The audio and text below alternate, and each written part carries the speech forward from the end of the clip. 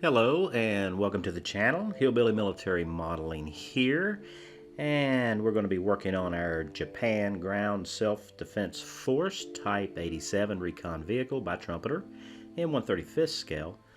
This video is the model kit construction, and we got a lot to get to, so we're going to go ahead and start prepping some parts. We're going to concentrate on these large pieces here, the lower hull. There are some seam lines here that need to be addressed, and I'm going to do that with a 400 grit polishing stick. We're just going to sand those down and take care of any seam line and any flash that's going to possibly cause us some issues when we go to assemble the upper and lower hull portions, as well as the rear hull portion, the rear plate of our Recon vehicle here. And so I'm just going to lightly sand this. Also, on the side of the vehicle where these locator holes are for the accessories like grab handles and tools, there are just a little bit of plastic flash there. So we're just going to polish that off. Now this plastic does exhibit the sanding marks a little bit, but using a fine polishing stick will help us keep that down to a minimum. It won't affect the paint. And so we're going to clean all that up. Because of the way this vehicle is constructed, we're going to make sure that we test fit everything. Now I'm also going to take out all these spiders from the molding process, and we'll clean that up as well. We don't want to forget our turret. We need to take a look at that, take care of any little flash from the molding process, and just clean up and square up any edges. And we also have these molding spiders here in the hatch openings, and we need to clean that up too. That way we don't run into any issues when we're doing our assembly.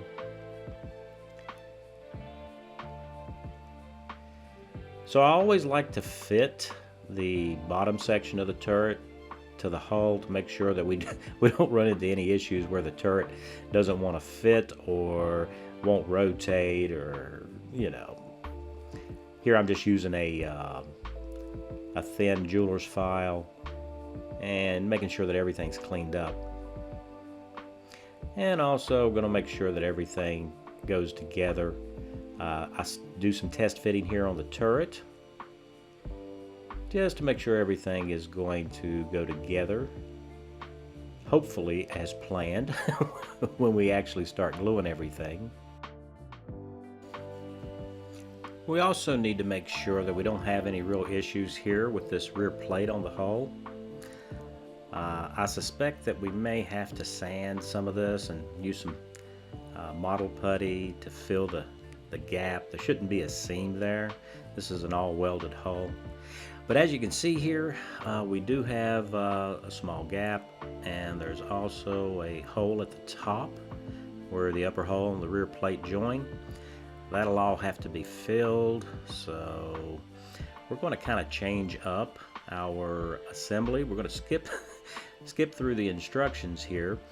My intent is to build the entire hull and turret up before adding any accessories like the little fragile grab handles and mirrors and all that stuff. We don't want to break that stuff off while we're trying to fit the hull.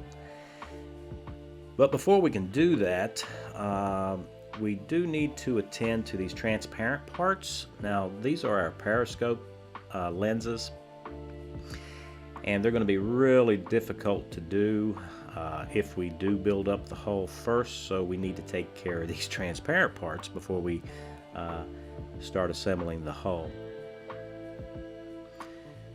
So Trumpeter's provided us with this clear Lexan, I think it's Lexan plastic, for our periscopes.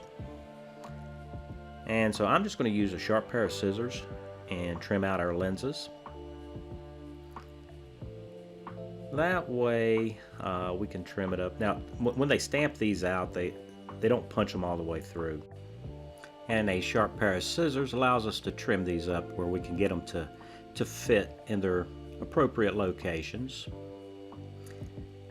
Now it's absolutely important to do this one right here in the hull. Now also in the side door, there is a rounded rectangular one that goes in, but it doesn't fit very good at all. So I have decided to use this Testors clear parts cement and window maker, and we're just going to make that one after we've painted everything. Now here you can see I have left a long tang on the bottom of the clear part, and that makes it so much easier to insert these where they need to go. Gives us something to hold on to so we can get it positioned. And the way this part goes in for the hatches and also inside the turret, that little tang doesn't interfere with anything, so we can just leave it in place. As you can see here, it's much easier to maneuver, and you will have to fit these, so it's nice to have something to hold on to. That way we can get the part into place. Now once we get those glued in, I'm going to use this Vallejo black and just paint the back side of these periscope lenses. Now, it being water-based, it is a little thin, so we are going to have to put a second coat on. So here I've glued the rear section of the hull together, just right here where I'm pointing. That way the sides are still a little bit flexible. And that way we can match up this compound corner here. And as you can see, we're going to have to do some filling there. And when I go to attach the upper hull, I am just going to take care of the upper to lower mating surface here. And we're going to do the opposite side. And I'm using Tamiya extra thin, so it'll just wick right into the seam. And we're just going to travel all the way down the hull, matching it all up, making sure everything is nice and flush. And as you can see, if we were to follow the instructions, we would have had a bunch of grab handles and accessories on the side of the vehicle, which I would have broken off by now. So once we get the hull cemented together, we'll start working on the rear plate.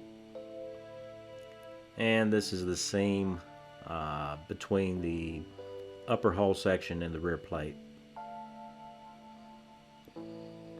So while our hull sections are drying and the cement is setting up on those, we can go ahead and start with step one, and we can glue our wheels together.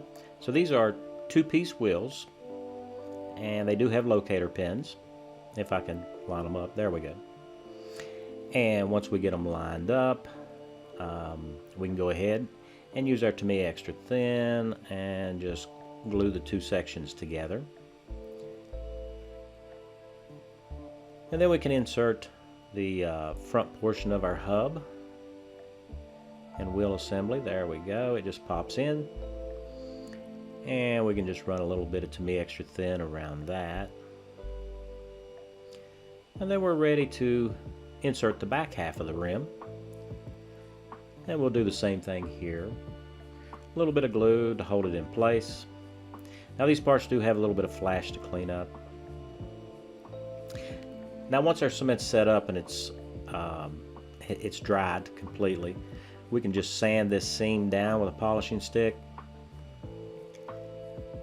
And I'm just going to go with the circumference of the tire. Don't sand a flat spot on it. Make sure that you keep moving the tire around, you know, and get a nice even sanding on it. So with our hull already set up, we can start filling our gap here. And so I'm just using this Testors model putty here and a toothpick. And we're just going to make sure that we stuff the putty down into this crack and get that seam filled up. Now we'll have to set this aside and let that all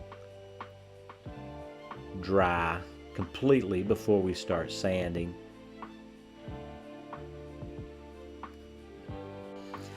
So while that's drying, I'm going to go ahead and use this micro mask. Now this is a liquid mask, and we're just going to cover our periscope lenses, and that's prepping it for paint, but it's easier to do it now because we can hold the parts like these hatches and also the turret, and we can, I'm just using a toothpick here to kind of direct it around the edges in the corner. There we go. So I've glued the back of the turret on, and now we're going to go ahead and fit the mantlet into place.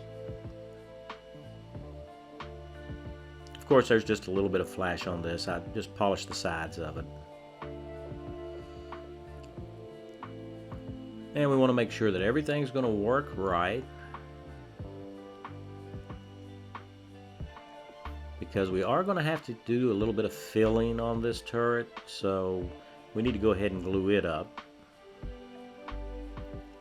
And I know we're jumping ahead in the instructions. Just make sure that you read through your instructions and plan out your build process, because you may not want to build it the way the manufacturer has suggested, and in this case, because of having to fill seams, we don't want to break things off.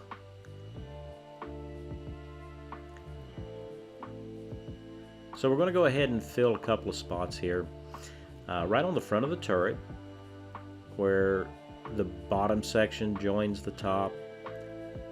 We have these little corners here on left and right of the mantlet to take care of. So a little bit of filler there. And we also have this little spot here on the side of the turret that will be visible. So we're going to go ahead and fill that. And then the one on the opposite side as well. Now that we've given plenty of time for this modeling putty to dry, it's time to sand it down. Now I am using a rather aggressive stick here. This is a 180 grit, just to take the surface down close, and then I'll use finer and finer ones to finish off the sanding of it. Now I've already completed this one side, and it looks pretty good, and so we just have to finish up the sanding on the opposite side. So with that done, I've installed the bump stops for the suspension, and now we're going to work on these drivetrain components. Now they do just snap in, and I'm going to build this up just a little bit different, of course, than what they suggest in the instructions. They have you do one entire side and then the opposite side, but we're going to build it up in the axle. Here I'm just starting on the rear axle, and so we've got our drive components on, and we're going to put our suspension springs in place. And I'm going to use the axles to line everything up and make sure everything is right where it's supposed to be.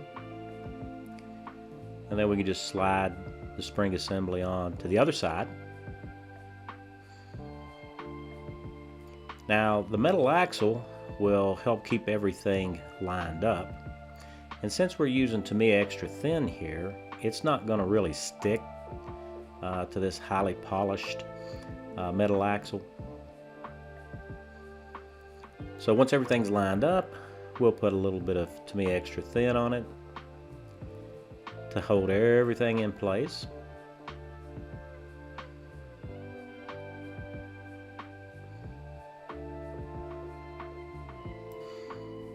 Now with all of our drivetrain components in place, we can start working on our steering and our hub assemblies here. So we start off with our steering boxes. Now there are 4 steering boxes on this vehicle, so there are left and right, so you're going to want to make sure that you don't get those mixed up. And here we're putting together this steering knuckle. So there's a little spherical joint here that we have to install, and we're going to use these axles to help line all that up. And it's pretty simple. We'll just slide it into place. There are a couple of locator pins for it, and I knocked that one loose, but a little bit of to me extra thin, and then we can put our steering linkage in place. So the front 2 axles are steering axles. And once we get our steering knuckle in place, we can put our, I guess it's a pitman arm, in place. A little bit of to me extra thin to secure it. Now these hubs, there are 2 identical ones on each side, but there are left and rights. So I just cut these parts as I need them and clean them up and then install them. Now the rear hubs are different. They're just circular. We're going to put the knuckle in place for it.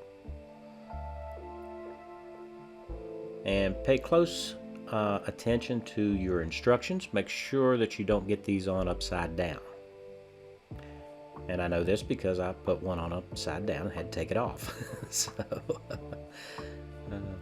And they do index just like the steering knuckles on the other 2 axles. Now once we get it glued into place and let it set up for a few seconds, you're going to want to make sure that they're center, because there is the possibility for this not to line up. And the way I do that is I slide one of the wheel assemblies on just to make sure that it fits. So if it's not perfectly lined up, your rear wheels are not going to seat like they're supposed to. So we're going to want to make sure that that's okay.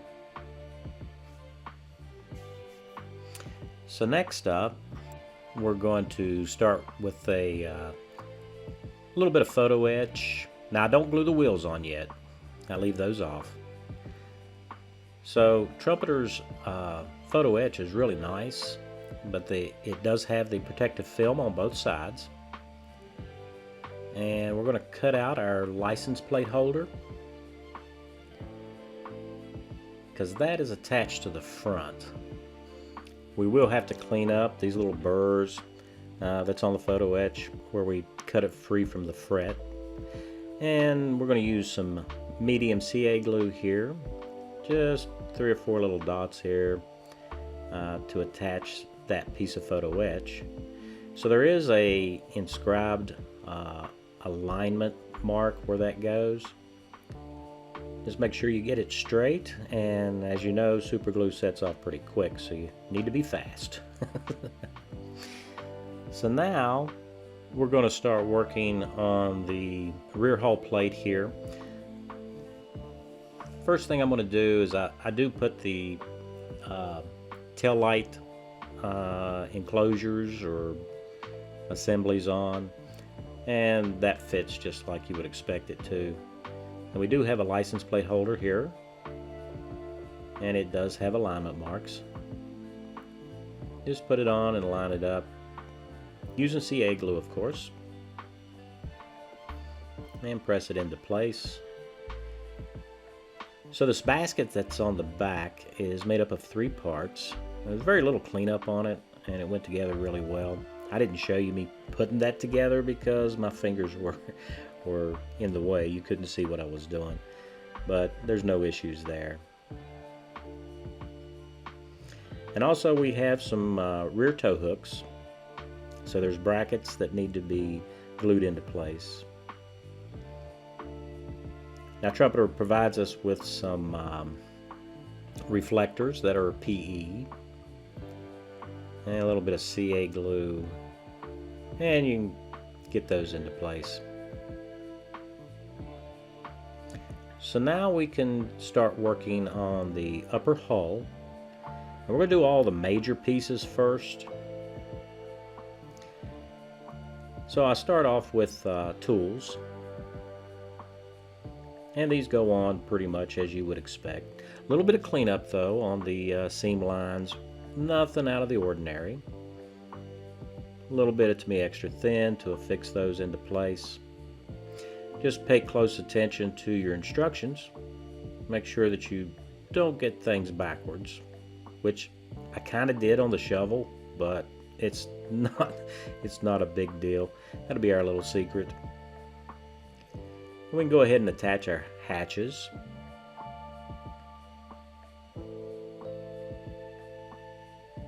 And they just fall right into place. And a little bit to me extra thin, and we'll be all set.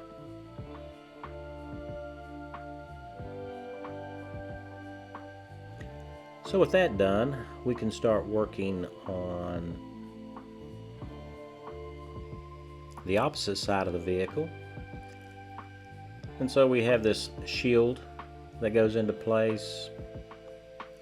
And also for our exhaust, there's a panel here on the rear of the vehicle, and we need to put that into place.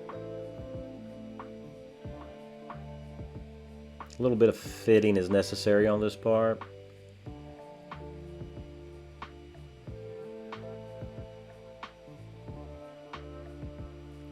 Now I've attached the headlights, and I was putting the, well, these aren't the headlights, this is the blackout drive lamp. As you can see here, the cover doesn't fit on it. For the infrared one on the opposite side, that wasn't an issue, but here we're going to have to do a little bit of work to make this fit. So the light is a little bit too wide,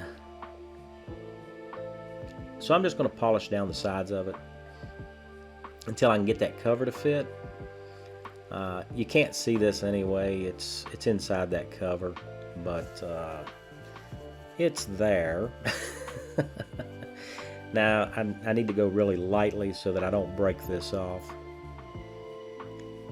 So once the major items are on, we can turn our attention to all these little grab handles, and there's quite a few of them. Very carefully putting these into place. Now I have left the sprue gates on these. It'll be much easier to clip those off and sand those down with the grab handles already attached to the vehicle. This way we can allow the glue plenty of time to set up and the parts won't go flying. So we need to attach our photo etch mud flaps on the rear of the vehicle. So we do have to bend it a little bit. Now on these parts it's not necessary to anneal it, so we're not going to worry about that. But I am going to have to clean this up. Now I don't have one of those nice to have expensive photo etch bending jigs, so I just use my flat jawed pliers here and get our 90-degree bend, and with that done we'll be able to attach these. So CA glue is necessary. Anytime you attach a metal part to a plastic model, you need to use CA glue, otherwise the part is not going to stay in place. And these do fit rather well. If you bend it right where you're supposed to, they sit right where the instruction says they do. And we want to make sure that they're hanging down at a 90-degree from the hull. So in order to do that, you need to make sure that you adjust its position as quickly as possible before your CA glue sets up, because once it does, you're pretty much stuck with what you have.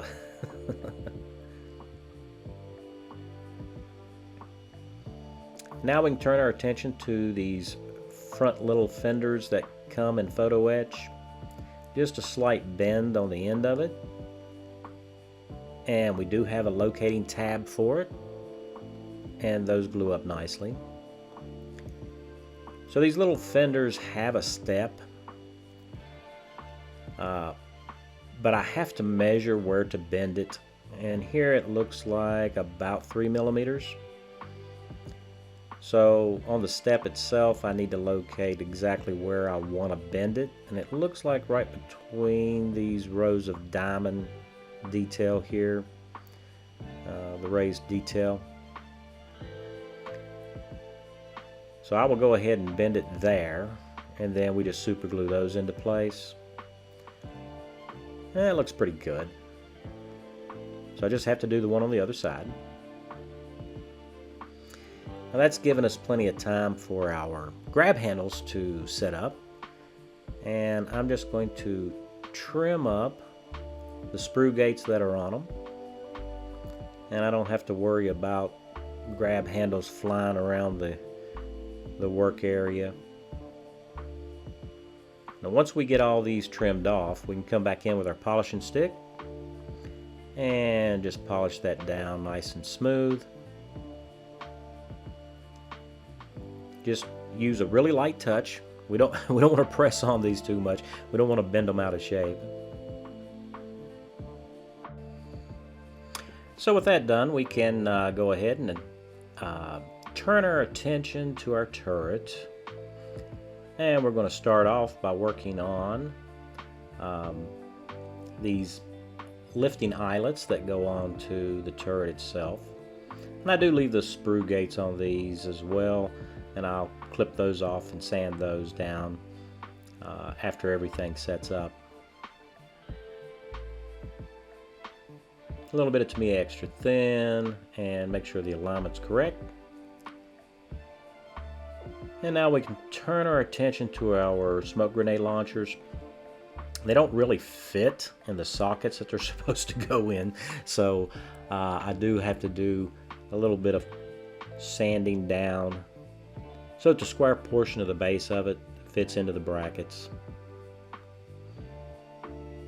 And once we get them to fit, we just a little bit of to me extra thin and double check our alignment. And there we go, we've got one side done, and we just have to do the other side. So before I put those on, I want to deal with these hatches. It's a real tight fit for the loader's hatch, but it does go into place. And I've already attached the grab handles to these. It's easier to do that before we attach the hatches. And a little bit of to me extra thin to put those into place. Now we can put our smoke grenade launcher brackets into place. I do have a little ugly glue spot on the top of the turret, and if you do have that happen to you, which I have a couple of times on this model, just let that dry completely and then polish that out later. Now I'm attaching the bases for the antennas, and they fit like you would expect. Now our main armament barrel here is keyed so that you can't get it clocked wrong, but we do not glue this into place. We just put it into place for now. And we do have some sights and imaging boxes that goes on top of the turret, and we build those up and stick those into place. So while our turret is drying, I do start working on our tow cable. The kit comes with a, I guess it's cotton fiber tow rope. I decided to replace this with copper wire. So this is 5 strands of 18 gauge automotive copper wire twisted up together, and I've done this on other vehicles.